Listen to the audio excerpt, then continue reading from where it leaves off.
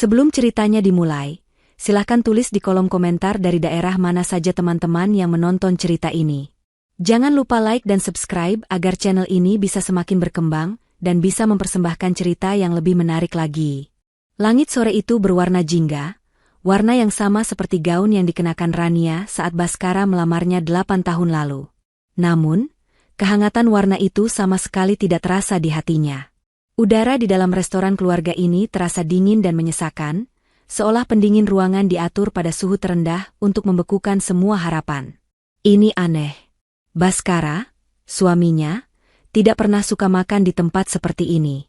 Ia selalu memilih restoran mewah dengan daftar anggur yang panjang dan pelayan yang memanggilnya Tuan. Tapi hari ini, ia memilih tempat yang ramai dengan suara anak-anak dan aroma pizza yang baru dipanggang. Sebuah tempat yang normal. Terlalu normal hingga terasa seperti sebuah jebakan. Di seberang meja, Bintang, putri kecil mereka yang berusia 7 tahun, sedang asyik menggambar pelangi di atas kertas menu dengan krayon ungu. Tangan mungilnya bergerak lincah. Sesekali ia bersenandung kecil, dunia kecilnya penuh warna dan kebahagiaan, tidak menyadari awan gelap yang menggantung di atas kepala ibunya. Di samping Bhaskara, duduk seorang wanita yang tidak Rania kenal, namun ia tahu siapa wanita itu. Namanya Vera. Rania sudah melihat fotonya berkali-kali di ponsel suaminya yang tidak terkunci, foto-foto mesra di lobi hotel, di pantai, di dalam mobil. Vera memiliki rambut panjang berwarna coklat terang, bibir merah menyala, dan sepasang mata yang menatap Rania dengan tatapan predator. Ia mengenakan gaun ketat berwarna hitam yang harganya mungkin setara dengan biaya sekolah Bintang selama setahun. Kehadirannya di meja ini adalah sebuah deklarasi perang yang diucapkan tanpa suara. Bhaskara memintanya ikut dengan alasan, ada yang perlu diselesaikan bersama sebagai orang dewasa. Rania menurut, mencoba menjadi istri yang baik untuk terakhir kalinya, meski hatinya sudah remuk redam. Jadi, Rania, Bhaskara memulai pembicaraan, suaranya datar dan dingin seperti marmer. Ia bahkan tidak memandangnya, matanya tertuju pada gelas minumannya yang berembun. Aku tidak akan berbelit-belit. Hubungan kita sudah berakhir. Rania merasakan napasnya tercekat. Ia sudah menduganya, sudah merasakannya selama berbulan-bulan terakhir. Malam-malam yang dingin saat Bhaskara tidak pulang, aroma parfum asing di kemejanya, semua itu adalah pertanda. Tapi mendengarnya diucapkan secara langsung, di depan putrinya dan wanita simpanan suaminya, terasa seperti sebilah pisau es yang menusuk jantungnya perlahan. Ia tidak menjawab, hanya menatap suaminya, mencari sisa-sisa pria yang pernah berjanji akan menua bersamanya. Nihil. Pria di hadapannya adalah orang asing. Aku dan Vera akan menikah, lanjut Bhaskara. Kali ini ia melirik Vera yang tersenyum penuh kemenangan. Wanita itu dengan sengaja meletakkan tangannya di atas tangan Bhaskara yang tergenggam di meja. Sebuah pertunjukan kekuasaan yang terang-terangan. Rania menunduk, menatap Bintang yang masih asyik dengan dunianya. Bhaskara, tolong. Jangan di depan Bintang, bisik Rania, suaranya bergetar menahan tangis. Kita bisa bicarakan ini di rumah. Aku mohon. Bhaskara tertawa kecil, tawa yang sinis dan merendahkan. Rumah? Rumah yang mana, Rania? Rumah itu sudah menjadi milikku dan Vera. Kau pikir aku mau membicarakan ini berdua denganmu? Tidak ada lagi yang perlu dibicarakan. Lalu, dengan satu tarikan napas, Bhaskara mengucapkan kalimat terkutuk itu. Kalimat yang akan selamanya terngiang di telinga Rania, menghantuinya dalam setiap mimpi buruk. Di hadapan kalian berdua, aku, Bhaskara Wijoyo, dengan sadar dan tanpa paksaan, menjatuhkan talak 3 kepadamu, Rania Adelia. Dunia Rania seakan berhenti berputar. Suara tawa anak-anak di sekitar mejanya meredup, denting sendok dan garpu menghilang. Yang tersisa hanyalah denging panjang di telinganya. Ia menatap Bhaskara, mulutnya sedikit terbuka, mencoba mengatakan sesuatu tapi tidak ada suara yang keluar.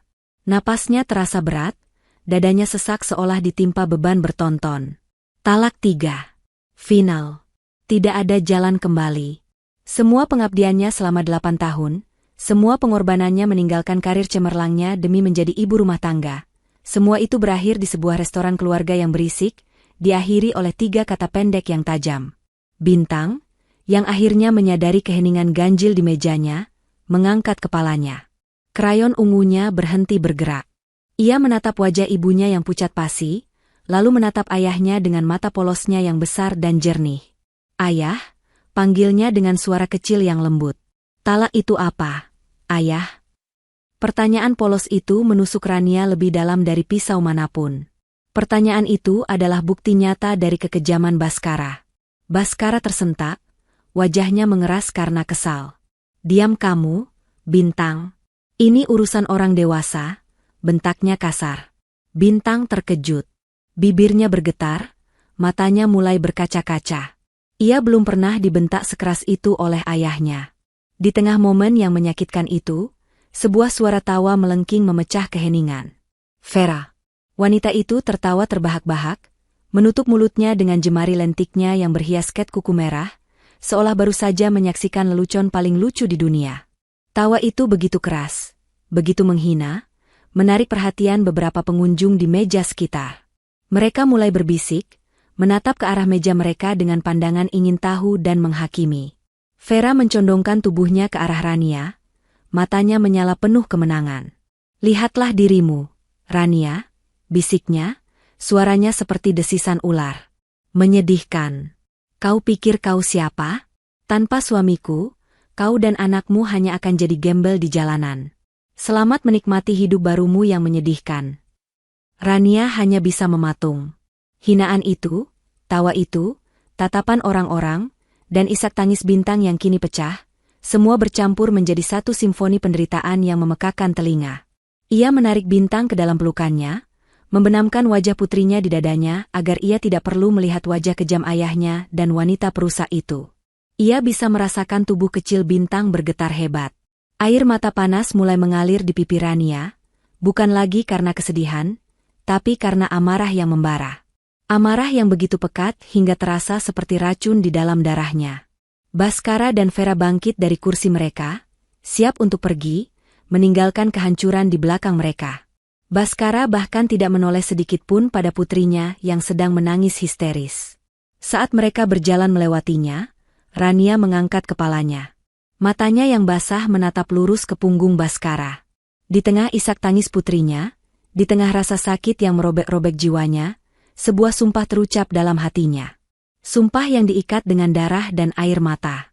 Sumpah yang akan menjadi satu-satunya tujuan hidupnya mulai detik ini. Kalian boleh tertawa sekarang.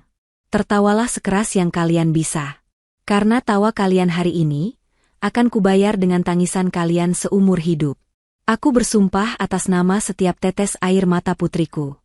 Perjalanan pulang terasa seperti perjalanan menuju tiang gantungan. Bhaskara menyetir dalam diam, wajahnya sekeras batu. Rania duduk di kursi belakang, memeluk Bintang yang sudah tertidur karena lelah menangis. Sisa-sisa air mata masih membasahi pipi mungilnya. Setiap kali mobil berhenti di lampu merah, Rania bisa melihat pantulan wajahnya di kaca jendela. Seorang wanita dengan mata bengkak, rambut berantakan, dan jiwa yang hancur. Ia tidak mengenali wanita itu. Wanita yang ia kenal adalah Rania yang ceria, Rania yang selalu punya solusi, Rania yang menjadi pondasi bagi keluarganya. Wanita di pantulan kaca itu adalah orang asing yang lemah dan kalah. Sesampainya di depan rumah megah yang pernah menjadi istananya, Bhaskara menghentikan mobil. Ia tidak mematikan mesin. "Turun," katanya singkat. "Ambil barang-barangmu. Aku beri waktu 30 menit. 1 koper. Hanya pakaianmu dan Bintang." "Bhaskara, ini juga rumahku." "Rumah Bintang," protes Rania lirih, suaranya serak.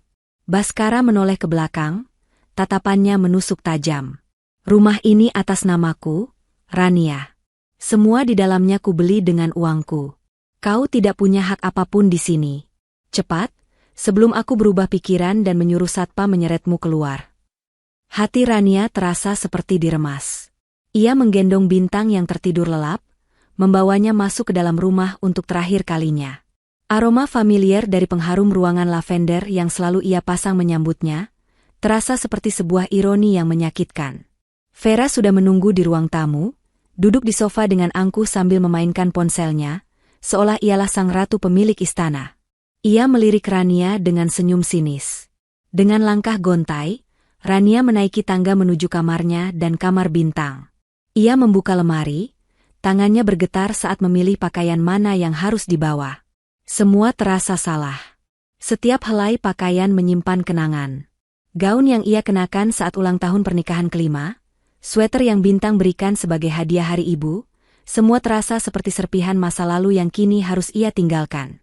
Ia memasukkan beberapa pakaian dasar untuknya dan Bintang, mainan kelinci kesayangan putrinya, dan beberapa dokumen penting miliknya yang tersimpan di laci. Tepat saat ia sedang merapikan laci, tangannya menyentuh benda dingin dan kecil. Sebuah flash disk berwarna perak. Hadiah dari kantor Baskara setahun lalu. Rania ingat, ia pernah membantu Baskara memindahkan dan merapikan data-data proyek dari laptop lamanya ke laptop baru. Karena terburu-buru, Baskara menyuruhnya menyimpan saja flash disk itu. Tanpa pikir panjang, Rania memasukkannya ke dalam saku celananya. Mungkin ada foto-foto kenangan di dalamnya. 30 menit terasa seperti 3 detik. Baskara sudah berdiri di ambang pintu kamar, wajahnya tidak sabar. Waktu habis. Rania menyeret koper yang terasa begitu berat, bukan karena isinya, tapi karena beban kenangan yang ia bawa. Saat ia menuruni tangga, Vera sengaja menyilangkan kakinya, menghalangi jalan. Rania berhenti. Vera menatapnya dari atas ke bawah. Semoga beruntung menjadi gelandangan, ejeknya. Rania tidak menjawab. Ia hanya melangkah melewati wanita itu, keluar dari rumah itu, dan tidak pernah menoleh ke belakang lagi. Hujan deras tiba-tiba turun, seolah langit ikut menangisi nasibnya. Baskara hanya menurunkannya di depan gerbang kompleks perumahan. Lalu mobilnya melesat pergi, meninggalkan Rania dan Bintang di bawah guyuran hujan. Ia basah kuyup, memeluk Bintang erat-erat untuk melindunginya dari dingin. Dengan sisa tenaga yang ia punya, ia berjalan menuju jalan raya, mencari tempat berteduh.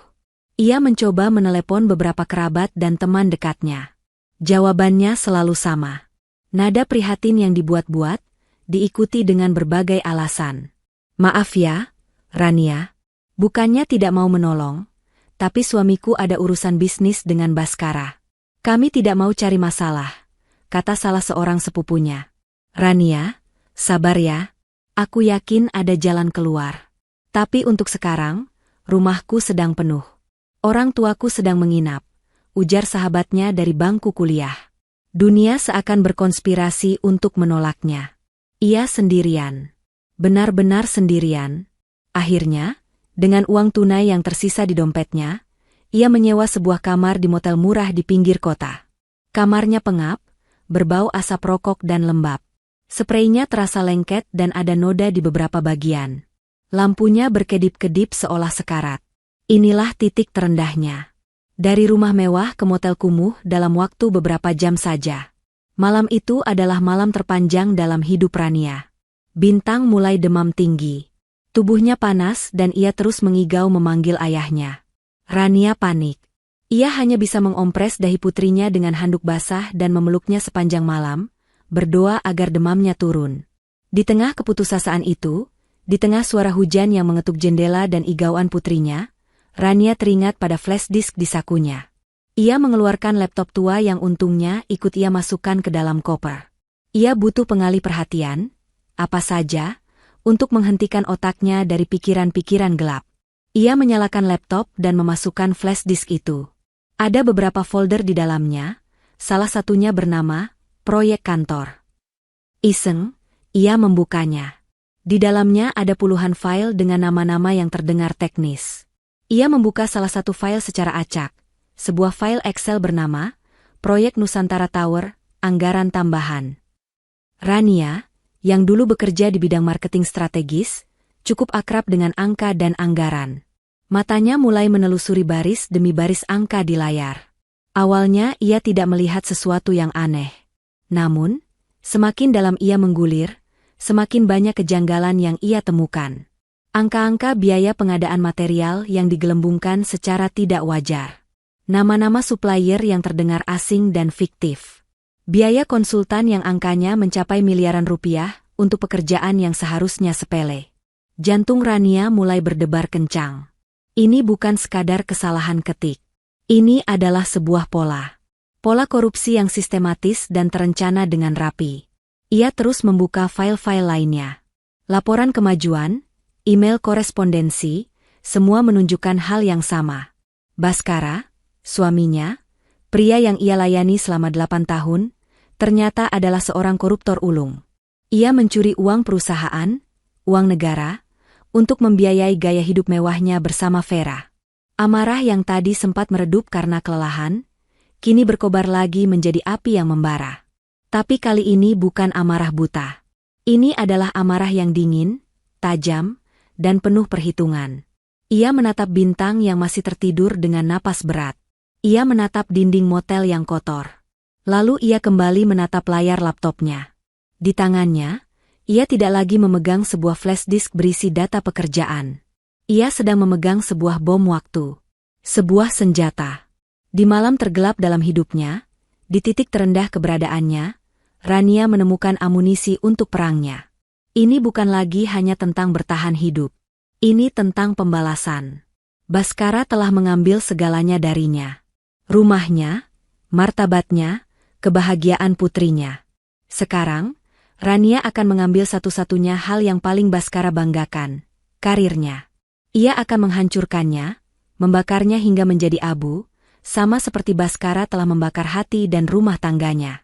Malam itu, seorang istri yang terbuang telah mati, dan seorang pejuang yang pendendam telah lahir dari abunya. Hidup baru Rania dimulai di sebuah rumah kontrakan petak di gang sempit yang padat. Dindingnya bercat kuning pucat yang sudah mengelupas di beberapa bagian, dan hanya ada satu jendela kecil yang menghadap ke tembok tetangga.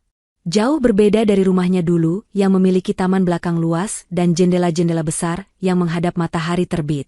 Namun, di tempat sempit dan pengap inilah, Rania merasakan sesuatu yang sudah lama tidak ia rasakan, kebebasan. Di sini tidak ada Baskara yang mengaturnya, tidak ada Vera yang menatapnya dengan pandangan merendahkan. Setiap sudut di ruangan ini adalah miliknya dan Bintang. Ini bukan istana, tapi ini adalah benteng pertahanannya. Biaya sewa yang murah berarti ia punya sedikit sisa uang untuk bertahan hidup. Tapi ia tahu, sisa uang itu akan habis secepat es di tengah hari. Ia butuh modal untuk memulai perang, dan modal butuh pengorbanan.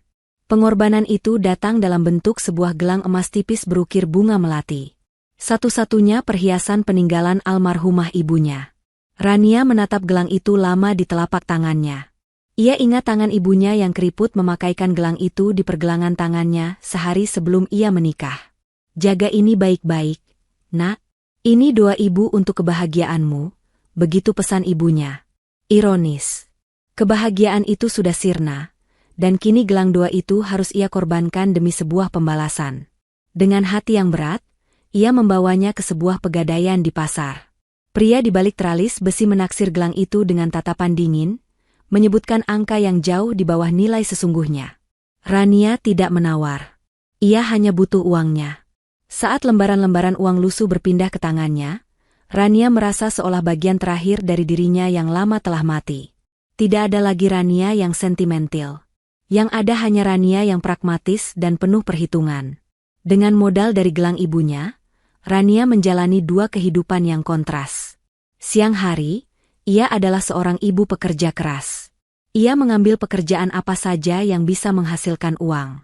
Ia pernah menjadi pencuci piring di sebuah warung makan Padang, merasakan panasnya uap dan bau amis gulai yang menempel di bajunya hingga malam. Ia pernah menjadi petugas pelipat pakaian di sebuah usaha laundry kiloan, tangannya kapalan karena bekerja dari pagi hingga sore. Semua ia lakukan dengan kepala tegak. Rasa malunya sudah lama ia buang bersama air matanya di restoran malam itu. Yang terpenting adalah Bintang tidak pernah kelaparan. Ia memastikan putrinya tetap bisa makan enak, tetap punya buku untuk dibaca, dan tidak pernah melihatnya menangis. Di depan Bintang, ia selalu tersenyum, mengatakan bahwa mereka sedang berpetualang dan ini adalah rumah petualangan mereka yang baru. Namun, ketika malam tiba dan Bintang sudah terlelap di kasur tipis mereka, kehidupan kedua Rania dimulai. Ia akan menyalakan laptop bekas yang ia beli dengan sisa uang gadai. Ditemani secangkir kopi hitam murah dan cahaya remang dari satu-satunya bohlam di ruangan itu, ia berubah menjadi seorang ahli strategi. Wajahnya yang lelah karena bekerja seharian akan menajam, Matanya fokus menatap layar yang menampilkan deretan angka dan dokumen dari flash disk Bhaskara. Ia tidak lagi hanya melihatnya sebagai bukti korupsi. Ia membedahnya, mempelajarinya seperti seorang jenderal mempelajari peta pertempuran.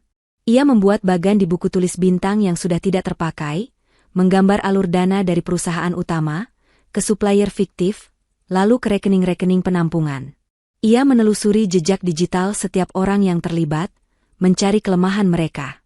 Malam demi malam ia bekerja, memetakan seluruh jaringan kebusukan suaminya. Ia menemukan bahwa Bhaskara tidak bekerja sendiri. Ada beberapa anak buahnya yang ikut menikmati aliran dana haram itu, dan yang paling penting, ada seorang pelindung di atasnya. Seorang pejabat pemerintah bernama Darmawan, pria yang sering Bhaskara sebut sebagai malaikat pelindung, atau ATM berjalan. Rania sadar, hanya menyerang Bhaskara tidak akan cukup. Ia seperti pion catur. Untuk memenangkan permainan, ia harus menjatuhkan rajanya, atau setidaknya benteng yang melindunginya. Menjatuhkan Bhaskara akan membuatnya hancur. Tapi menjatuhkan Bhaskara dan Darmawan akan menciptakan ledakan skandal yang tidak akan bisa ditutupi oleh siapapun. Rencananya mulai terbentuk. Sebuah rencana sempurna dalam 3 tahap. Tahap pertama, ciptakan riak. Ia tidak akan langsung membongkar semuanya. Ia akan membocorkan sedikit informasi aneh ke media kecil, cukup untuk menimbulkan kecurigaan dan membuat para petinggi di perusahaan Bhaskara resah. Tahap kedua, hancurkan aliansi.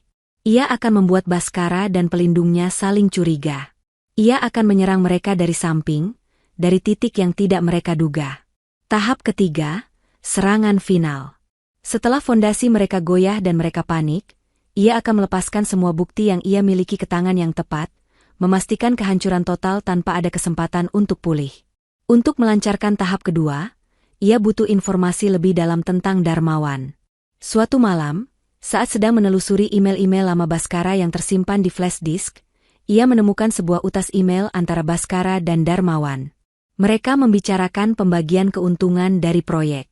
Di akhir email, Darmawan dengan sombongnya menulis, "Semua aman.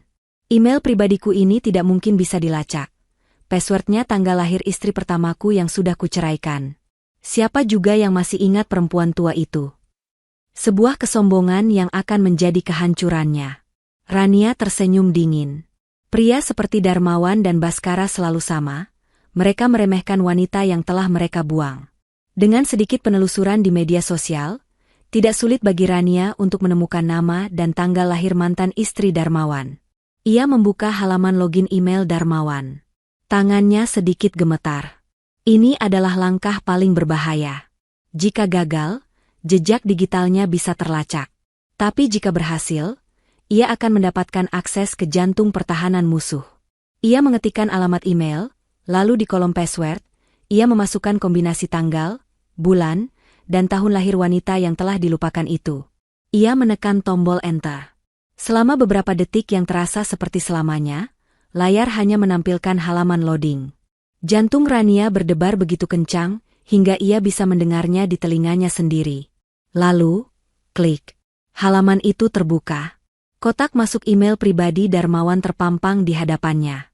Penuh dengan bukti perselingkuhan, pemerasan, dan kesepakatan-kesepakatan kotor lainnya yang jauh lebih besar dari sekadar proyek Nusantara Tower.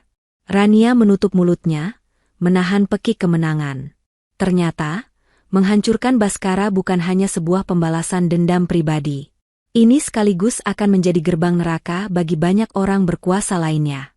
Dan Rania memegang kuncinya. Pekerjaan serabutan tidak akan bisa membiayai perangnya. Rania tahu ia harus membangun sesuatu yang lebih stabil.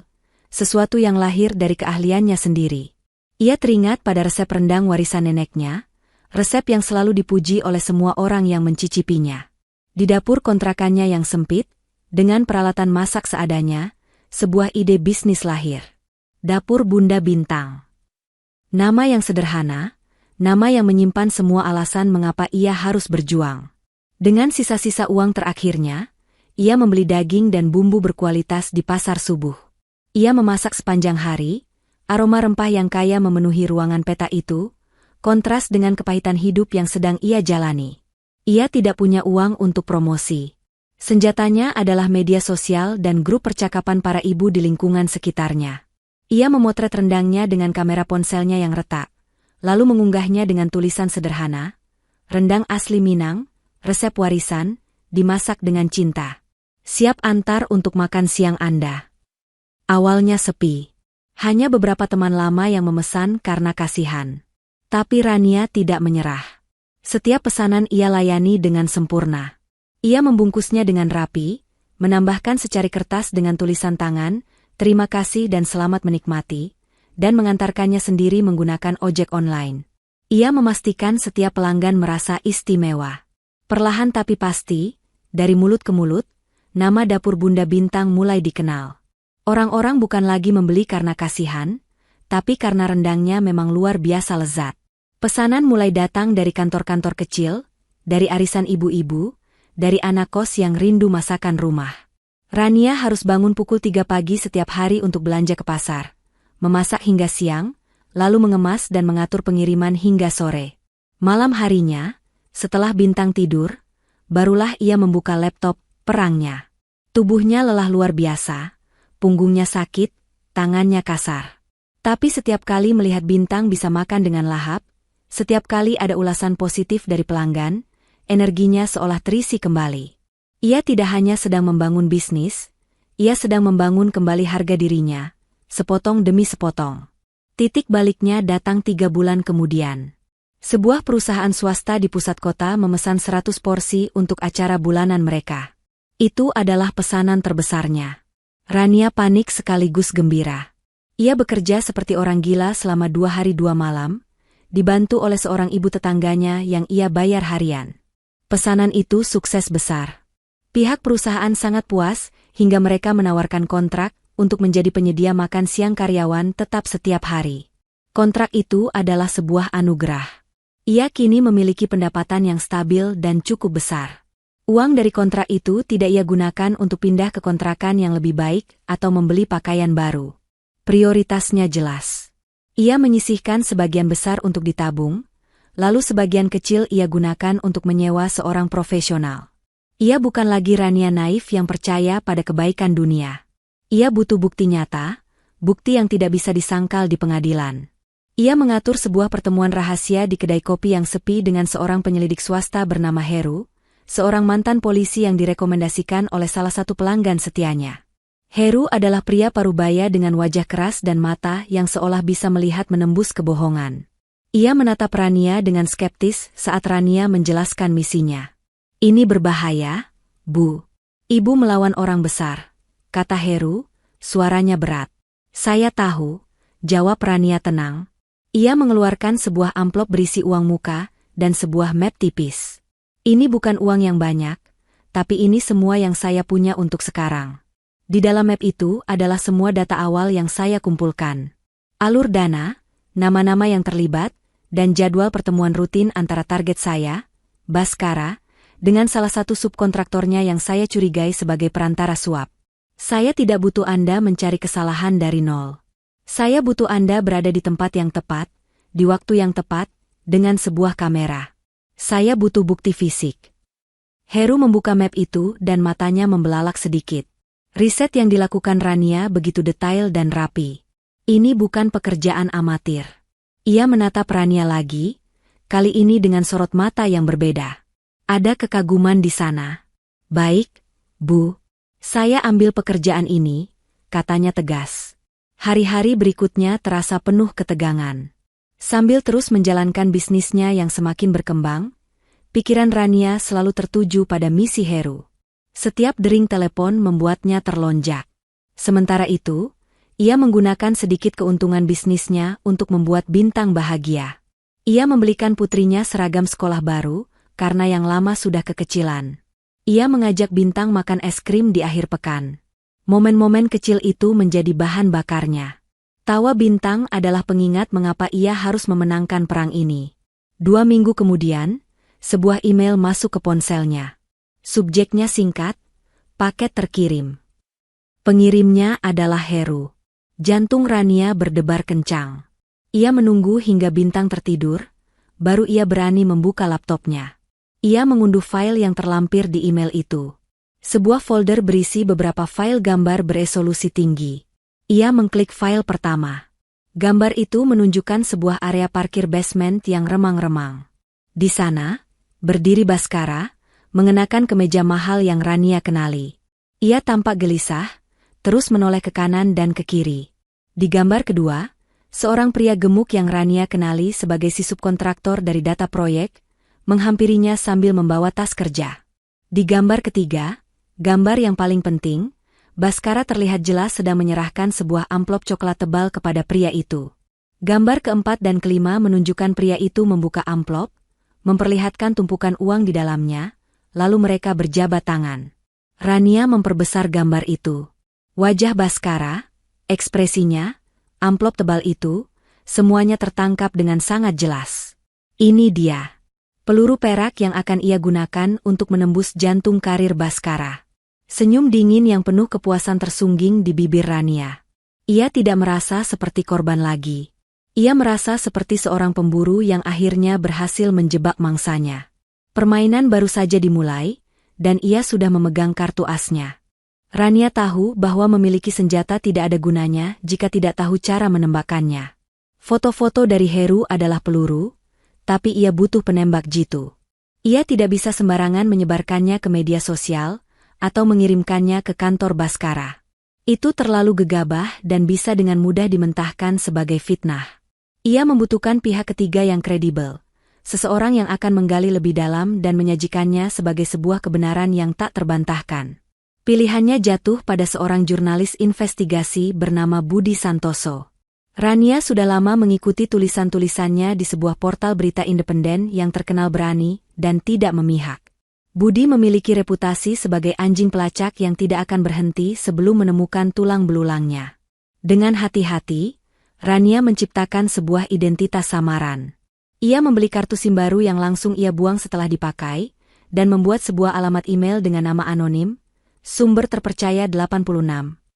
Dari sebuah warung internet di sudut kota yang ramai, ia mulai menyusun email pertamanya untuk Budi. Ia tidak melampirkan foto-foto dari Heru. Itu adalah kartu trufnya, terlalu berharga untuk dimainkan di awal. Sebaliknya, ia melampirkan beberapa dokumen kunci dari flash disk Bhaskara, file anggaran Nusantara Tower yang sudah ia tandai bagian-bagian yang digelembungkan, dan daftar nama supplier fiktif beserta alamat palsu mereka. Pesannya singkat dan memancing rasa penasaran. Kepada Bapak Budi Santoso, saya adalah salah satu orang dalam di proyek Nusantara Tower. Ada penyelewengan dana besar-besaran yang diatur oleh manajer proyek, Bhaskara Wijoyo. Saya lampirkan beberapa bukti awal. Jika Anda tertarik, masih banyak yang bisa saya berikan. Keselamatan saya terancam, jadi mohon jaga kerahasiaan ini. Periksa aliran dana dari supplier-supplier yang saya tandai. Anda akan menemukan sesuatu yang menarik. Setelah menekan tombol, kirim, Rania langsung keluar dari warung internet itu. Jantungnya berdebar kencang. Ia sudah melempar umpan, sekarang ia hanya bisa menunggu apakah ikan besar itu akan memakannya. Hari-hari berikutnya terasa menyiksa. Di satu sisi, bisnis dapur Bunda Bintang sedang di puncak. Pesanan terus mengalir, membuatnya sibuk dari fajar hingga senja. Ia bahkan harus menyewa satu ruangan lagi di sebelah kontrakannya untuk dijadikan dapur produksi yang lebih layak. Namun di tengah kesibukan itu, pikirannya selalu melayang ke kotak masuk email anonimnya. Setiap notifikasi di ponselnya membuat ia terlonjak. Setelah 3 hari yang terasa seperti 3 tahun, balasan itu akhirnya datang. Dari Budi Santoso. Isinya bahkan lebih singkat dari email Rania. Saya tertarik. Kirimkan sisanya. Rania tersenyum. Ikannya memakan umpan. Tapi ia tidak langsung mengirimkan semuanya. Ia memainkan permainannya dengan sabar. Ia mengirimkan informasi secara bertahap, potongan demi potongan, membuat Budi semakin penasaran dan semakin dalam terjerat dalam kasus ini. Ia memberikan petunjuk tentang rekening penampungan, lalu petunjuk tentang keterlibatan anak buah Bhaskara. Setiap kali Budi memverifikasi satu informasi dan menemukannya benar, kepercayaannya pada si sumber terpercaya semakin kuat. 2 minggu kemudian, badai pertama itu datang. Sebuah artikel muncul di portal berita tempat Budi bekerja. Judulnya tidak bombastis, tapi tajam, kejanggalan anggaran proyek Nusantara Tower, aroma markup dan supplier fiktif. Artikel itu tidak menyebut nama Baskara secara langsung, tapi dengan jelas menunjuk posisi, manajer proyek, sebagai pihak yang paling bertanggung jawab. Artikel itu dianalisis dengan data yang akurat, mempertanyakan mengapa biaya pengadaan baja bisa membengkak 30% dalam 3 bulan, dan mengapa beberapa alamat supplier ternyata adalah lahan kosong. Di apartemen mewahnya, Baskara membaca artikel itu sambil tertawa meremehkan. Dasar jurnalis miskin, cari sensasi saja, katanya pada Vera yang sedang melakukan manikur. Ini hanya berita sampah, besok juga orang sudah lupa. Vera, yang sedang memilih warna cat kuku, mengangkat wajahnya. Alisnya yang terbentuk sempurna sedikit berkerut. Tapi sayang, artikelnya sudah dibagikan di grup sosialitaku. Beberapa teman bertanya padaku. Ini memalukan. Sudah, jangan dipikirkan. Biar pengacara perusahaan yang mengurusnya, sahut Baskara enteng, sama sekali tidak menyadari bahwa ini bukan sekadar riak kecil, melainkan tanda-tanda awal tsunami. Namun, Baskara salah. Artikel itu tidak dilupakan orang. Justru sebaliknya. Berkat analisis data yang kuat, artikel itu menjadi viral di kalangan aktivis anti korupsi dan pengamat kebijakan publik. Media-media yang lebih besar mulai mengutipnya, dan nama proyek Nusantara Tower mulai menjadi sorotan negatif. Para investor mulai bertanya-tanya. Dewan direksi perusahaan, yang sebagian besar adalah orang-orang tua yang sangat menjaga citra, mulai panik. Mereka tidak suka publisitas buruk.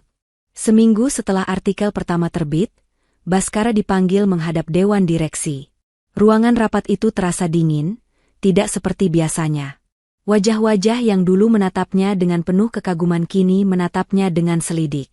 Mereka mencecarnya dengan pertanyaan-pertanyaan tajam seputar anggaran dan pemilihan supplier. Baskara mencoba menjawab dengan tenang dan percaya diri, menyalahkan fluktuasi harga pasar dan kesalahan administrasi kecil. Ia merasa berhasil meyakinkan mereka. Tapi lagi-lagi ia salah. Malam harinya, saat ia sedang bersiap untuk makan malam romantis dengan Vera di restoran Hotel Bintang 5, ponselnya berdering. Nama CEO-nya, Pak Tirtayasa, muncul di layar. "Selamat malam, Pak," sapa Baskara dengan nada ceria yang dipaksakan. "Tidak ada yang selamat malam ini, Baskara," suara di seberang terdengar berat dan tanpa basa-basi. "Saya baru saja selesai rapat lanjutan dengan Dewan." Berita itu semakin membesar. Untuk menjaga kepercayaan investor dan publik, kami memutuskan untuk membentuk tim audit internal independen untuk menyelidiki secara menyeluruh proyek Nusantara Tower. Jantung Baskara seolah berhenti berdetak. Audit internal. Itu berarti setiap faktur, setiap kwitansi, setiap email akan diperiksa di bawah mikroskop. "Sampai investigasi ini selesai," lanjut Pak Tirtayasa, "semua kewenanganmu terkait anggaran proyek dibekukan. Setiap pengeluaran di atas 10 juta rupiah harus melalui persetujuan saya atau Direktur Keuangan. Paham, Baskara?" Baskara hanya bisa bergumam, "Paham, Pak." "Bagus. Dan satu lagi. Jangan buat masalah lagi. Bersihkan namamu atau kami yang akan membersihkan perusahaan ini dari namamu." Telepon ditutup. Baskara berdiri mematung di tengah kamarnya yang mewah. Suara klakson mobil di jalanan terdengar jauh. Di hadapannya, Vera sedang mencoba gaun malam baru yang berkilauan. "Sayang, aku cantikkan pakai gaun ini? Setelah makan malam, kita ke butik sebentar ya, aku lihat ada tas edisi terbaru," celotehnya. Baskara tidak menjawab. Ia menatap Vera, lalu menatap pantulan dirinya di cermin besar. Pria sukses dan berkuasa yang ia lihat setiap pagi kini tampak sedikit rapuh. Kepanikan mulai merayap di dalam dirinya. Ini bukan lagi sekadar berita sampah. Badai itu nyata, dan baru saja menghantam kapalnya untuk pertama kali. Kehidupan Baskara berubah drastis sejak audit internal dimulai. Kantor yang dulu menjadi singgasana kekuasaannya kini terasa seperti ruang interogasi. Setiap hari ia harus berhadapan dengan tim audit, orang-orang berwajah datar dengan kacamata tebal yang menanyakan detail setiap transaksi. Mereka meminta dokumen-dokumen yang Baskara tahu sudah ia amankan atau musnahkan. Ia harus bekerja lembur setiap malam, bukan untuk mengurus proyek, melainkan untuk merekayasa data dan menciptakan alibi, mencoba menambah lubang-lubang di kapalnya yang mulai bocor di banyak tempat. Stres membuatnya sulit tidur. Ia menjadi lebih pendiam, mudah marah, dan paranoid. Setiap kali ada yang berbisik di koridor kantor, ia merasa sedang membicarakannya. Pembekuan anggaran adalah pukulan yang paling telak. Aliran dana haram yang selama ini menjadi sumber gaya hidup mewahnya berhenti total. Kartu kredit perusahaan yang biasa ia gunakan untuk mentraktir Vera di spa atau butik mahal kini, hanya bisa digunakan untuk keperluan kantor yang sudah disetujui. Ia harus menunda rencana liburan mereka ke Eropa dengan alasan pekerjaan sedang sibuk. Ia terpaksa menolak permintaan Vera untuk membeli jam tangan mewah edisi terbatas. "Sayang, kenapa sih sekarang kamu jadi pelit begini?" keluh Vera suatu sore saat mereka sedang minum teh di lobi hotel. "Biasanya kamu tidak pernah bilang tidak." "Ini bukan soal pelit, Vera. Situasi di kantor sedang rumit. Aku harus lebih berhati-hati dengan pengeluaran," jawab Baskara, suaranya lelah. "Hati-hati atau memang uangmu sudah habis?" sindir Vera, matanya menatap Baskara dengan tajam. "Jangan bilang berita-berita di internet itu benar." "Tentu saja tidak," sentak Baskara, suaranya sedikit terlalu keras hingga menarik perhatian tamu di meja sebelah. "Hanya masalah internal biasa. Sebentar lagi juga selesai." Tapi Vera tidak terlihat yakin. Ia mulai sering mengeluh. Keluhan tentang liburan yang batal, tentang mobil sport yang ia inginkan tak kunjung dibelikan, tentang lingkaran sosialitanya yang mulai memandangnya aneh. Ia tidak pernah menawarkan dukungan atau bertanya tentang beban pekerjaan Baskara. Keluhannya selalu berpusat pada satu hal, kemewahan yang mulai berkurang. Tawa riangnya yang dulu selalu terdengar di setiap sudut apartemen, kini semakin jarang terdengar, digantikan oleh helaan napas panjang dan sindiran-sindiran sinis. Sementara dunia Baskara menyusut dan meredup, dunia Rania justru semakin mekar dan bercahaya. Dapur Bunda Bintang tidak lagi hanya melayani pesanan online. Berkat kontrak besar dari perusahaan swasta itu, Rania memiliki modal yang cukup untuk menyewa sebuah ruko kecil di pinggir jalan yang cukup strategis. Ia merenovasinya menjadi sebuah rumah makan sederhana yang bersih dan nyaman. Kini, ia tidak hanya punya dapur produksi yang layak, tapi juga sebuah tempat di mana pelanggan bisa datang dan makan langsung. Setiap hari, rumah makannya ramai dikunjungi karyawan-karyawan dari perkantoran sekitar saat jam makan siang. Dengan penghasilan yang jauh lebih stabil dan besar, Rania akhirnya bisa memberikan kehidupan yang lebih baik untuk putrinya. Ia menyewa sebuah rumah mungil di komplek perumahan yang asri dan tenang. Rumah itu memiliki 2 kamar tidur dan halaman belakang kecil yang ditumbuhi rumput hijau. Saat pertama kali Bintang melihat halaman itu, matanya berbinar. "Ibu, aku bisa main lari-larian di sini," serunya gembira. Momen itu membayar lunas semua kerja keras dan air mata Rania. Malam pertama di rumah baru mereka, Rania membelikan Bintang tempat tidur baru dengan sprei bergambar kartun kesukaannya. Untuk pertama kalinya setelah berbulan-bulan, Bintang memiliki kamarnya sendiri. Melihat Bintang tertidur pulas di kamar barunya yang nyaman, dengan senyum terkembang di bibirnya, Rania merasakan kebahagiaan yang murni dan dalam. Ini adalah istana mereka yang sesungguhnya, istana yang ia bangun dengan tangannya sendiri, bukan dengan uang hasil menipu. Kontras antara kehidupannya kini dengan penderitaan Baskara terasa begitu manis. Sebuah pembalasan dendam yang ia nikmati dalam diam. Hubungan Baskara dan Vera mencapai titik terendahnya pada suatu malam. Baskara baru saja pulang setelah 12 jam diinterogasi oleh tim audit. Kepalanya pening, tubuhnya remuk. Ia hanya ingin berbaring dalam diam. Namun, ia mendapati Vera sedang mondar-mandir di ruang tamu dengan wajah marah.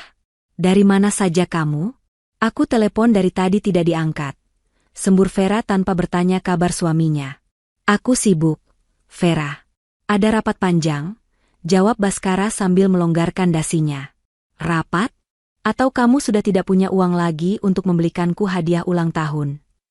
Vera menunjuk ke meja, di mana tidak ada kado atau kejutan apapun. Hari itu adalah hari ulang tahunnya. Di tengah kekacauan hidupnya, Baskara benar-benar lupa. Baskara memijat pelipisnya. "Maaf, aku lupa. Besok kita beli kadonya, ya?" "Besok? Semua temanku pamer hadiah dari pasangannya hari ini. Ada yang dapat mobil, ada yang dapat berlian. Dan aku tidak dapat apa-apa. Kamu benar-benar membuatku malu. Baskara, pekik Vera, suaranya melengking. Kesabaran Baskara habis. Semua stres, tekanan, dan ketakutan yang ia pendam selama berminggu-minggu akhirnya meledak. Malu? Kamu bilang malu? Teriaknya, wajahnya memerah karena amarah.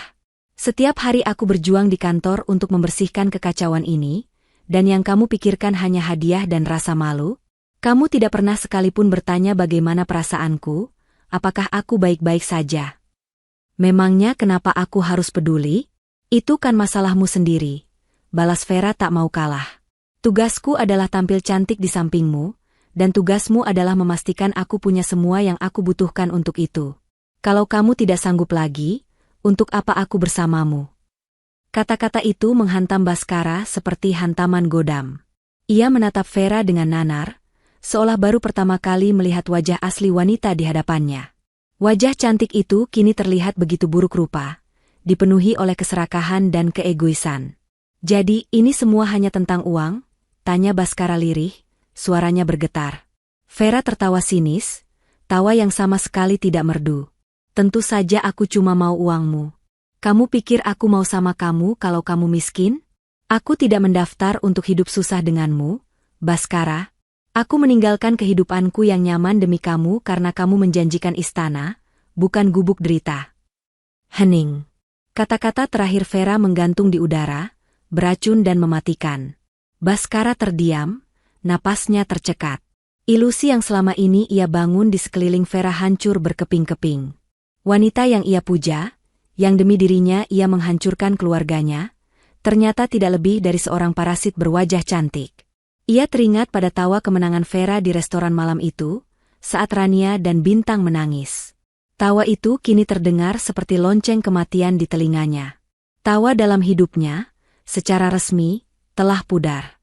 Langit Jakarta yang biasanya abu-abu karena polusi tampak begitu cerah dari jendela rumah makan Rania. Ironis, karena ia sedang bersiap melepaskan badai tergelap dalam hidup Baskara. Sudah sebulan sejak artikel pertama terbit. Tim audit internal telah membuat Baskara dan para kroninya di dalam perusahaan panik. Mereka sibuk menutupi jejak, memalsukan dokumen, dan saling menyalahkan dalam bisik-bisik di belakang pintu tertutup. Media terus mengendus, mencium bau darah di air. Rania tahu, inilah momen yang tepat. Tanah di bawah kaki Baskara sudah gembur dan retak. Saatnya ia membelahnya hingga ke inti bumi. Ia mengirimkan email terakhirnya kepada Budi Santoso dari warung internet yang berbeda, lebih jauh dari rumahnya. Pesannya kini penuh dengan otoritas. Saya punya bukti visual yang tidak terbantahkan. Sebuah foto transaksi suap. Dan saya juga punya bukti aliran dana, akhirnya mengalir ke seorang pejabat tinggi. Ini akan menjadi berita terbesar dalam karir Anda. Kita bertemu. Satu kali saja. Bawa perekam suara. Jangan bawa kamera. Datang sendiri. Ia menentukan lokasi dan waktu. Pujasera di sebuah mal tua yang tidak terlalu ramai pada jam 3 sore, saat orang-orang sudah kembali bekerja. Ia tahu Budi akan datang. Seorang jurnalis sejati tidak akan pernah bisa menolak umpan seperti ini. Rania mempersiapkan dirinya dengan cermat. Ia mengenakan jaket longgar, topi yang menutupi sebagian besar wajahnya, kacamata hitam besar, dan masker. Ia terlihat seperti orang kebanyakan, tidak akan ada yang memperhatikannya. Di dalam tasnya, ada sebuah flash disk baru, bersih, yang hanya berisi 3 hal, folder foto-foto dari Heru, sebuah file PDF yang merangkum alur dana korupsi secara sederhana lengkap dengan nomor rekening dan nama, dan sebuah rekaman layar dari email Darmawan yang menunjukkan percakapan paling memberatkan. Rania datang 30 menit lebih awal, memilih meja di sudut yang memberinya pandangan luas ke seluruh area Pujasera. Ia memesan segelas es teh dan menunggu. Jantungnya berdebar, bukan karena takut, tapi karena adrenalin. Tepat pukul 3, ia melihat Budi Santoso masuk. Pria itu datang sendiri, matanya bergerak waspada, memindai setiap sudut ruangan. Rania mengiriminya pesan singkat dari ponsel sekali pakainya. Meja nomor 23. Di sudut. Budi berjalan ke arahnya dan duduk di hadapannya. Ia tampak tegang. Anda, sumber terpercaya? Tanyanya pelan. Rania hanya mengangguk, tidak bersuara. Ia mendorong flash disk itu ke seberang meja. Semua ada di dalamnya, katanya. Suaranya sengaja ia serak-serakan agar berbeda dari suara aslinya. Foto serah terima uang suap. Bukti transfer ke perusahaan cangkang milik pejabat Darmawan. Dan beberapa korespondensi email mereka yang saya dapatkan. Ini lebih besar dari sekadar Baskara. Ini skandal nasional. Mata Budi melebar di balik kacamatanya saat mendengar nama Darmawan disebut. Ia meraih flash disk itu seolah benda itu terbuat dari emas murni. Kenapa Anda melakukan ini? Apa motif Anda? Tanyanya. Rasa penasarannya sebagai jurnalis mengalahkan kehati-hatiannya. Rania menatap lurus ke mata Budi. Anggap saja, katanya dengan suara dingin yang menusuk, saya tidak suka melihat tikus-tikus berpesta pora di lumbung padi milik rakyat. Ia kemudian bangkit. Jangan coba mencari saya. Setelah ini, saya menghilang. Publikasikan beritanya, dan biarkan keadilan bekerja. Tanpa menunggu jawaban, Rania berbalik dan berjalan cepat, melebur dalam keramaian dan menghilang. 2 hari kemudian, bom itu meledak. Portal berita tempat Budi bekerja merilis laporan investigasi mendalam mereka. Kali ini bukan lagi artikel biasa, melainkan sebuah liputan khusus multiplatform. Judulnya terpampang besar di halaman depan situs web mereka, ditulis dengan huruf kapital berwarna merah, Korupsi Nusantara Tower, jejaring pejabat dan pengusaha kotor terbongkar. Laporan itu begitu menghancurkan. Di bagian paling atas, terpampang foto paling jelas dari Heru, momen ketika Baskara menyerahkan amplop tebal kepada si subkontraktor. Wajah mereka sengaja sedikit dikaburkan untuk alasan hukum, tapi postur tubuh, pakaian, dan lokasi sudah cukup bagi siapapun yang mengenal mereka untuk tahu siapa orang-orang di dalam foto itu. Di bawahnya, Budi menjabarkan dengan detail yang mematikan seluruh alur korupsi, lengkap dengan bagan-bagan yang mudah dimengerti, bukti transfer, dan kutipan-kutipan dari email Darmawan yang menunjukkan bagaimana ia mengatur semuanya dari atas. Dampaknya seketika dan dahsyat. Berita itu menyebar seperti api di musim kemarau. Semua stasiun televisi nasional membahasnya di program berita pagi mereka.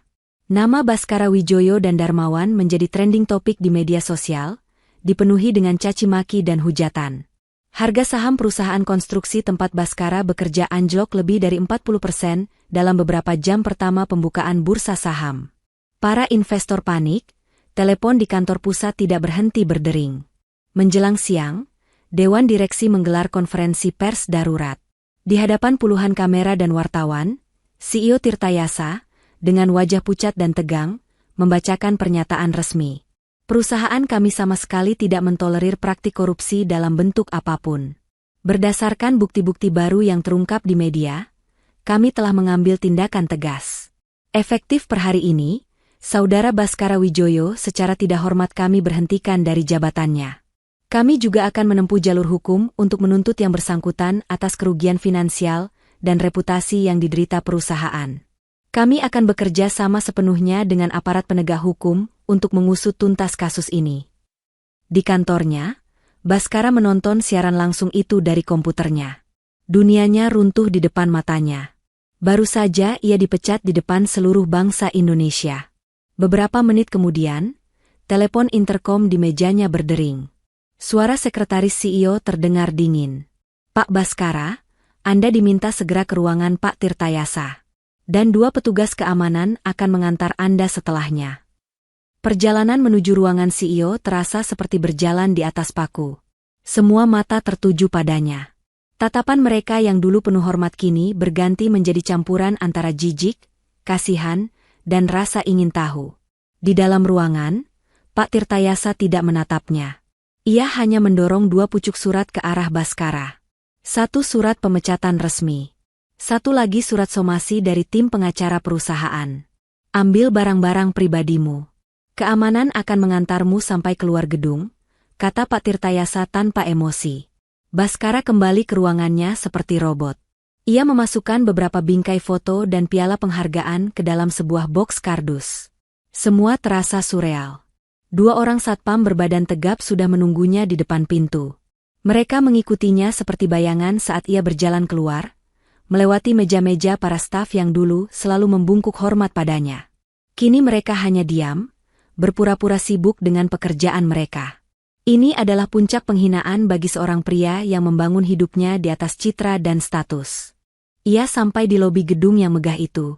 Saat ia melangkah keluar dari pintu putar, kilatan lampu kamera menyambutnya. Beberapa wartawan yang masih menunggu di luar langsung mengerubunginya. "Pak Baskara, apa tanggapan Anda?" "Pak, apa benar Anda terlibat?" Pertanyaan-pertanyaan itu menghujaninya, tapi ia tidak bisa menjawab. Ia hanya berjalan menembus kerumunan, memeluk boks kardusnya erat-erat. Ia tiba di apartemennya, berharap bisa bersembunyi dari dunia, dan mungkin menumpahkan semua kemarahannya pada Vera. Namun, saat ia baru saja akan melangkah masuk ke lobi apartemen, dua orang pria berpenampilan rapi dengan kemeja batik mencegatnya. "Selamat sore, Bapak Baskara Wijoyo," tanya salah satu dari mereka dengan nada formal. Baskara mengangguk lemah. Pria itu menyodorkan sebuah amplop resmi berwarna coklat. "Kami dari Komisi Pemberantasan Korupsi. Ini adalah surat panggilan pemeriksaan untuk Bapak sebagai tersangka. Mohon diterima." Baskara menatap amplop dengan lambang Garuda di atasnya. Tangannya gemetar saat menerimanya. Tersangka. Status barunya. Karirnya hancur. Reputasinya lebur. Dan kini, kebebasannya terancam. Ia menatap pantulan dirinya di pintu kaca lobi yang mengkilap. Bukan lagi seorang manajer sukses yang angkuh. Yang ia lihat hanyalah seorang pecundang yang hancur berkeping-keping. Dengan surat panggilan KPK di tangan yang terasa membakar kulitnya dan boks kardus berisi sisa-sisa hidupnya, Baskara masuk ke dalam lift menuju apartemennya. Pikirannya kosong. Ia merasa seperti sedang berada di dalam mimpi buruk yang panjang. Ia hanya ingin semua ini berakhir. Mungkin Vera bisa menenangkannya. Mungkin ia bisa memeluk wanita itu dan menangis, melupakan sejenak dunia yang runtuh di sekelilingnya. Ia membuka pintu apartemen, mengharapkan sambutan hangat atau setidaknya wajah familiar. Yang ia temukan justru pemandangan yang menusuk jantungnya. Vera ada di sana, tapi ia tidak sedang menunggunya. Ia sedang sibuk memasukkan gaun-gaun mahalnya ke dalam sebuah koper Louis Vuitton besar. Di dekat pintu, sudah ada dua koper lain yang terisi penuh. Kotak-kotak perhiasan di atas meja rias terbuka dan kosong. Lemari pakaian yang dulu penuh sesak dengan barang-barang bermerek kini tampak lowong. Vera sedang menjarah. "Vera, apa yang kamu lakukan?" tanya Baskara, suaranya parau, nyaris tak terdengar. Vera menoleh, sama sekali tidak terkejut melihatnya. Wajahnya dingin dan tidak menunjukkan simpati sedikitpun. Aku sedang menyelamatkan diri," jawabnya enteng sambil melipat sebuah blus sutra. "Aku sudah melihat beritanya. Kamu sudah tamat, Baskara." Baskara menjatuhkan boks kardusnya. Isinya berhamburan di lantai. "Tamat? Kamu mau pergi? Sekarang? Di saat aku paling membutuhkanmu?" tanyanya, nada tidak percaya terdengar jelas dalam suaranya.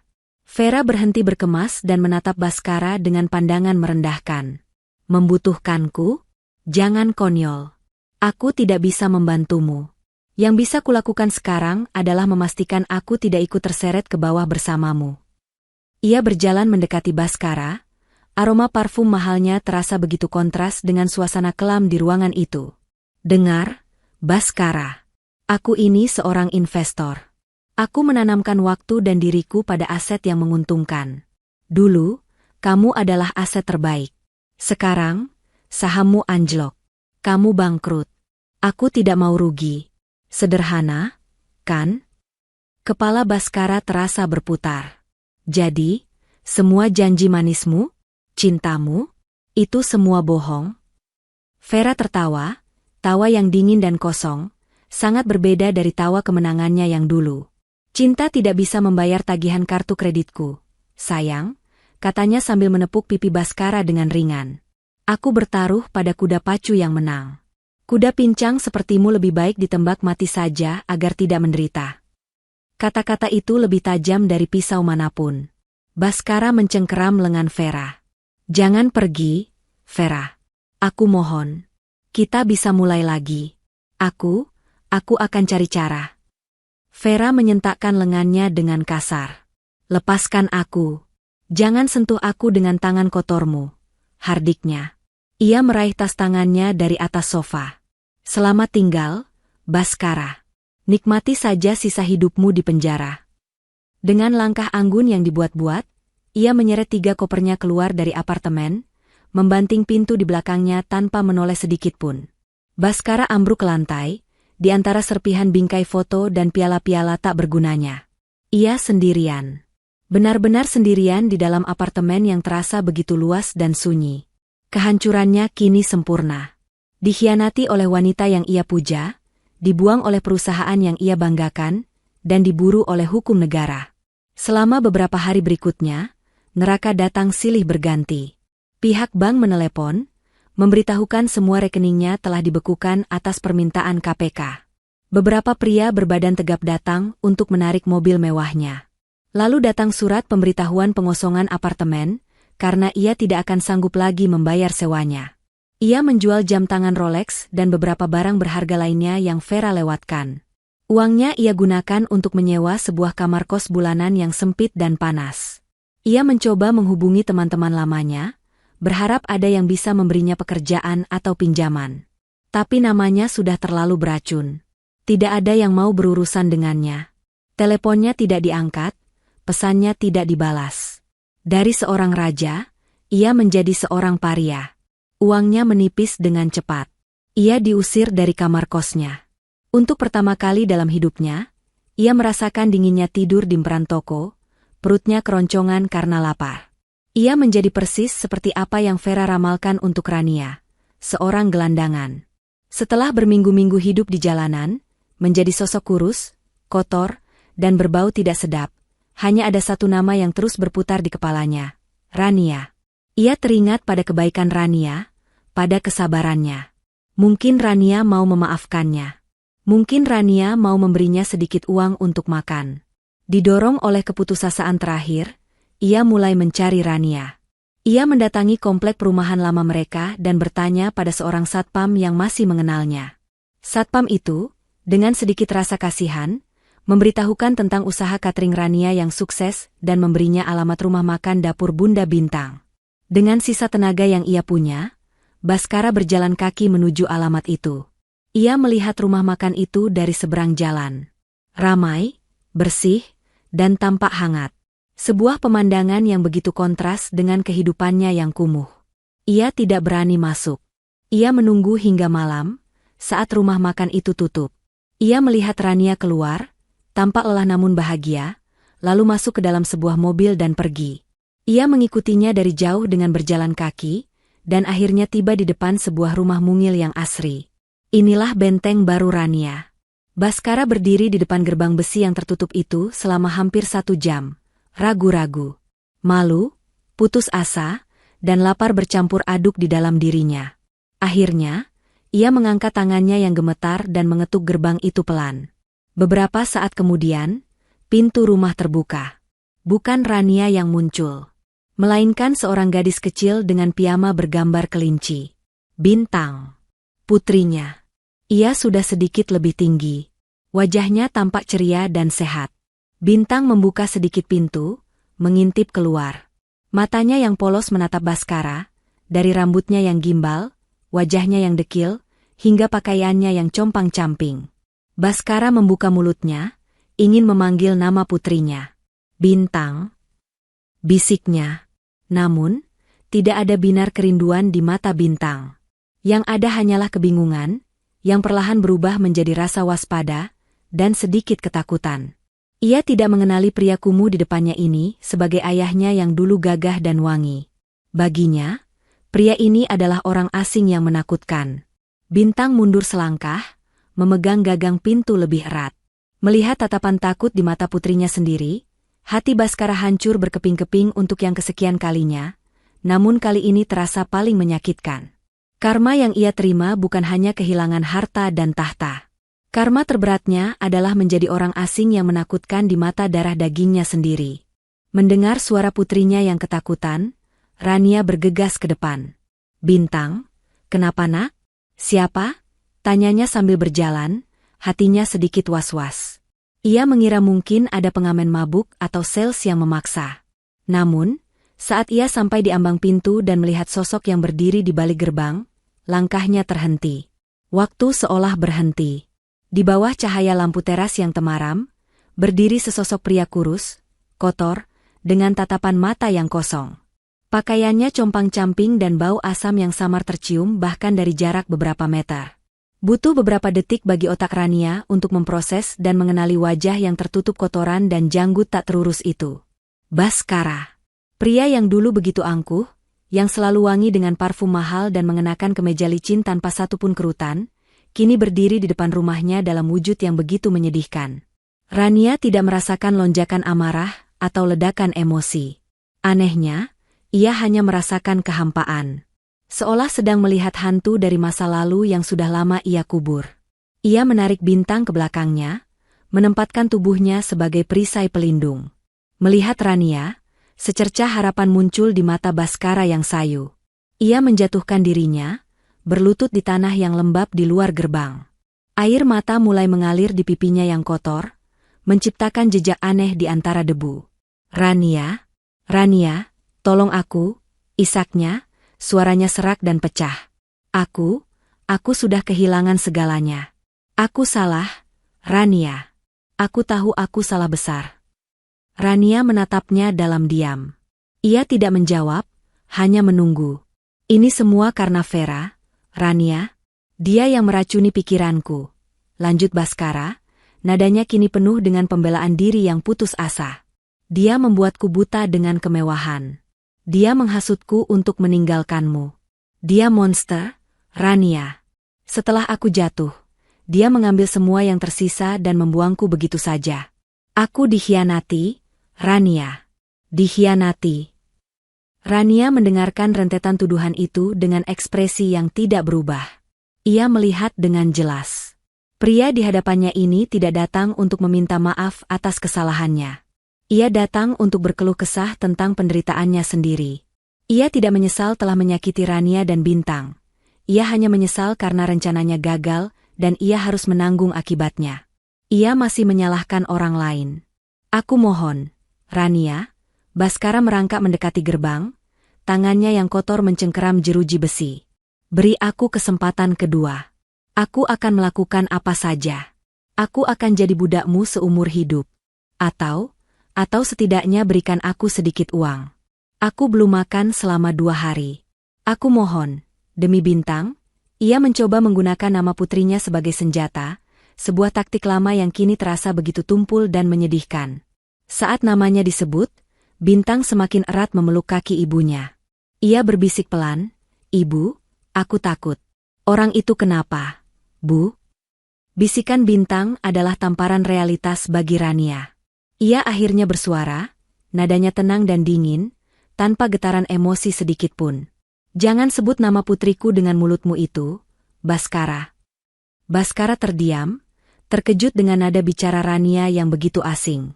Rania melanjutkan, "Kamu datang ke sini, berlutut, menangis, dan menyalahkan Vera. Apakah kamu pernah berpikir, bahkan sedetik pun, tentang malam saat kamu membentak putrimu sendiri di depan wanita itu? Apakah kamu ingat tawa wanita itu saat putriku menangis ketakutan? Apakah kamu ingat dinginnya hujan saat kamu mengunci gerbang dan meninggalkan kami di jalanan?" Setiap pertanyaan Rania adalah sebilah belati tak kasat mata yang menusuk Bhaskara. Ia tidak bisa menjawab. "Kamu tidak datang ke sini untuk meminta maaf padaku. Kamu datang karena kamu sudah tidak punya pilihan lain," kata Rania, matanya menatap lurus ke arah Bhaskara. "Dan kamu minta maaf? Maafmu itu untuk apa, Bhaskara? Maafmu tidak akan bisa mengembalikan tawa putriku yang kau renggut hari itu. Maafmu tidak akan bisa menghapus trauma di matanya. Penderitaanmu saat ini bukanlah kutukan dari siapapun. Penderitaanmu adalah hasil panen dari benih yang kau tanam sendiri. Ini adalah konsekuensi dari pilihanmu." Bhaskara hanya bisa menunduk. Isak tangisnya semakin kencang. Semua kata-kata Rania benar. Tidak ada yang bisa ia sangkal. Rania masuk ke dalam rumah sejenak, lalu kembali dengan selembar uang Rp50.000 di tangannya. Ia tidak membuka gerbang. Ia menyelipkan uang itu melalui celah jeruji. "Ini," katanya, "ini untuk makan malammu. Bukan karena aku kasihan padamu, tapi karena Bintang sedang melihat kita, dan aku tidak mau dia belajar bahwa ibunya membiarkan manusia lain kelaparan, siapapun orang itu." Baskara menatap lembaran uang itu dengan tangan gemetar. Ambil uang itu, lanjut Rania. Setelah itu, pergilah. Jangan pernah datang ke sini lagi. Jangan pernah mencari kami lagi. Anggap saja Rania dan Bintang yang kau kenal sudah lama mati pada malam itu di restoran. Kami yang sekarang adalah orang yang berbeda, yang hidup di dunia yang berbeda dengan duniamu. Dengan kata-kata itu, Rania membalikkan badannya. Ia menggandeng tangan Bintang dan membawanya masuk ke dalam rumah. Baskara memanggil namanya dengan putus asa. Rania, tunggu. Rania. Rania tidak menoleh. Ia menutup pintu rumahnya dengan pelan namun mantap. Suara kunci yang diputar dan grendel yang dipasang terdengar begitu jelas di keheningan malam. Suara itu adalah penanda. Sebuah titik. Bab terakhir dari masa lalunya yang kelam telah resmi ia tutup. Baskara, dengan segala penderitaan dan penyesalannya, kini berada di luar, terpisah selamanya dari kehidupannya yang baru. Di dalam rumah, Rania berjongkok di hadapan Bintang. Ia mengusap pipi putrinya dengan lembut. Bintang tidak perlu takut lagi, ya. Orang tadi sudah pergi. Bintang mengangguk kecil, matanya masih menunjukkan sisa-sisa kebingungan. Rania tersenyum, senyum tulus pertama malam itu. Ia mengangkat tubuh Bintang ke dalam gendongannya. Yuk, nak, katanya sambil mencium kening putrinya. Waktunya kita merayakan masa depan kita. Ibu buatkan puding coklat kesukaan Bintang. Mau? Wajah Bintang langsung cerah. Mau, Bu. Mau. Sambil berjalan menuju dapur dengan Bintang di gendongannya, Rania merasa beban terakhir di pundaknya telah terangkat. Pembalasan dendamnya sudah selesai, bukan karena Baskara menderita, tapi karena penderitaan Baskara tidak lagi berarti apa-apa baginya. Kemenangan sejatinya bukanlah melihat musuhnya hancur, melainkan membangun kebahagiaannya sendiri hingga begitu kokoh sehingga tidak ada lagi bayangan masa lalu yang bisa menyentuhnya. 2 tahun berlalu secepat angin. Waktu telah menjadi sahabat terbaik Rania, menyembuhkan luka dan menumbuhkan harapan. Dapur Bunda Bintang bukan lagi sekadar sebuah rumah makan kecil di pinggir jalan. Kini, ia telah menjelma menjadi sebuah jenama kuliner yang disegani di kota itu. 3 cabang restoran baru telah dibuka di lokasi-lokasi strategis. Sebuah dapur pusat yang modern dibangun untuk menjaga kualitas, dan layanan cateringnya menjadi langganan tetap perusahaan-perusahaan besar serta acara-acara pernikahan. Rania, wanita yang pernah dibuang dan direndahkan, kini adalah seorang CEO dan pengusaha wanita yang sukses. Fotonya beberapa kali muncul di majalah bisnis lokal sebagai sosok inspiratif. Namun, kesuksesan Rania tidak diukur dari jumlah cabang restorannya atau saldo di rekening banknya. Kesuksesan terbesarnya tercermin dalam 2 hal. Pertama, dalam tawa Bintang yang kini berusia 9 tahun. Bintang tumbuh menjadi gadis kecil yang cerdas, percaya diri, dan penuh empati. Ia tidak lagi memiliki tatapan takut atau bingung. Ia adalah seorang anak yang tahu bahwa ia dicintai tanpa syarat. Kedua, kesuksesan Rania tercermin dalam program, mulai dari dapur, yang ia dirikan. Sebuah yayasan kecil yang memberikan pelatihan keterampilan memasak, manajemen keuangan, dan pemasaran digital gratis bagi para ibu tunggal yang kurang mampu. Ia menggunakan pengalamannya untuk memberdayakan wanita-wanita lain, membantu mereka membangun kemandirian agar tidak ada lagi Rania-Rania lain yang harus merasakan keputusasaan yang pernah ia alami. Ia mengubah rasa sakitnya menjadi kekuatan bagi orang lain. Di sisi lain dunia, karma bekerja dengan caranya yang lambat namun pasti. Baskara, setelah menjalani hukuman penjara selama 1,5 tahun karena perannya sebagai saksi kunci yang bekerja sama dengan pihak berwenang, akhirnya bebas. Namun kebebasan terasa seperti penjara yang lebih luas. Ijazah dan pengalamannya tidak ada artinya, karena namanya sudah masuk daftar hitam di mana-mana. Ia berakhir bekerja sebagai kuli bangunan di sebuah proyek apartemen, ironisnya membangun gedung-gedung yang dulu pernah ia kelola dari balik meja mahoni.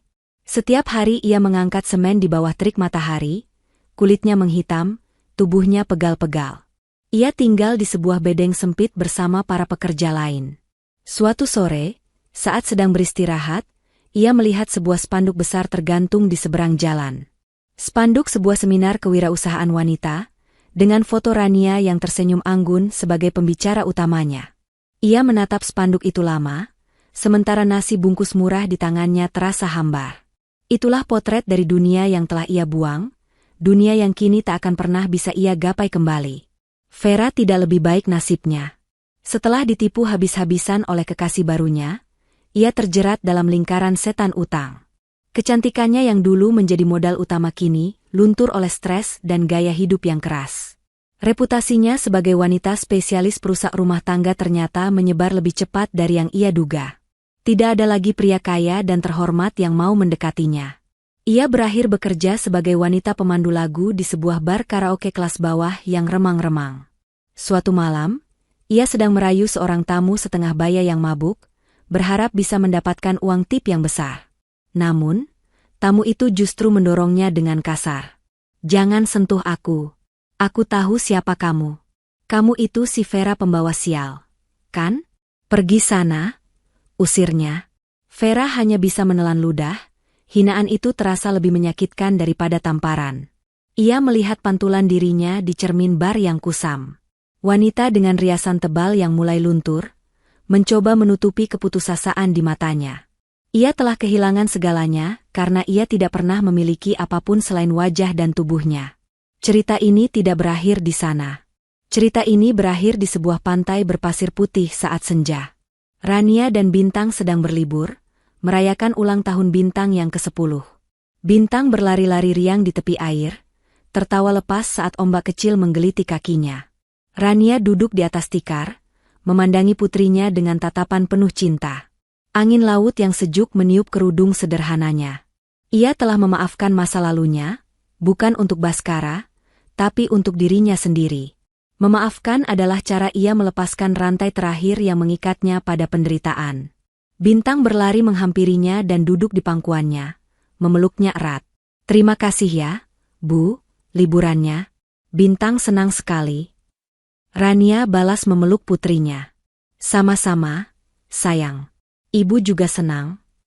Mereka duduk dalam diam, memandangi matahari yang perlahan tenggelam di ufuk barat, melukis langit dengan warna jingga, ungu, dan emas. Pemandangan yang begitu indah dan damai. Di momen itu, Rania menyadari sesuatu. Pembalasan dendam terbaik bukanlah melihat Baskara dan Vera menderita. Penderitaan mereka adalah urusan mereka dengan takdir. Pembalasan dendam terbaik, kemenangan yang paling mutlak, adalah momen ini, duduk di pantai yang indah, memeluk putrinya yang bahagia, dengan hati yang damai dan masa depan yang cerah membentang di hadapannya. Ia telah berhasil mengubah setiap tetes air matanya menjadi berlian yang menghiasi mahkota kehidupannya yang baru. Matahari telah terbenam, menandai berakhirnya satu hari, namun bagi Rania dan Bintang, ini adalah pemandangan matahari terbit yang abadi.